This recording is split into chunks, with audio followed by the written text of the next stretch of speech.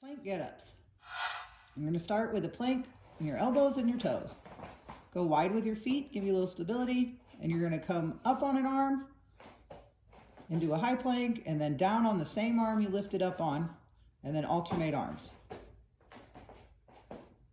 Back and forth. This can also be done on your knees if you can't do it on your toes. Hip circles. You're going to lay on your back and pick your feet up. Then you're going to draw a big circle in towards your butt with both foot. So one foot will be going clockwise, one will be going counterclockwise, but you're just drawing big circles in towards your hips, trying to keep your core as still as possible, so don't do it so your hips are sliding back and forth all crazy. It's hard for Steve to get all crazy, but you know, lock your core in big circles. If you get snazzy, you can go to the outside once you get comfortable, but make sure you're drawing big circles and take your time to kind of have fun with this exercise. It'll be a little wonky at first. Front knee ups. So you're gonna stand sideways and you'll be bringing your knee up towards the front side of your body. And then you're gonna go sideways again. So make sure you're standing sideways. You can pivot that front foot, or you can just leave your front foot facing forward. Either way is fine.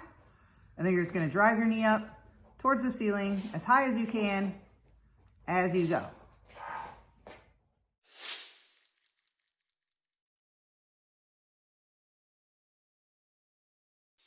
Half kneeling balance. For this one, you're just gonna get a good half kneeling position. So you want your down knee underneath your hips, and then your front leg bent at the knee with your knee over your ankle. For this one, all you're gonna do is pick up that front foot. Your goal is to balance as long as possible on your down leg, trying to touch the ground as little as possible. And this is way harder than it looks. Just remember, your down leg is your stability, so lock that down leg hip in if you're having trouble gaining your balance. Body weight or weighted swings. So if you have weights, we'll do weights, but if you don't have weights, we'll start with a body weight swing.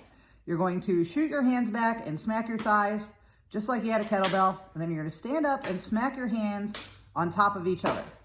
And what that does is it locks your core in as you stand, so you don't lean back. I'm getting a bad habit of leaning back. A lot of people do that with their weights, and then we have back problems. So the body weight swings are a great way to lock your core in at the top and get you just coming up super strong. If you do have weights, we'll just do kettlebell. You can grab your kettlebell, both hands on your bell, swing it towards your butt, and same thing, pop through your hips. So after you've done some body weight swings, your kettlebell swing should look the same with no lean back at the top. You can do either exercise. Shuffle. You're gonna stand with your feet about shoulder width apart, and you're just gonna move side to side.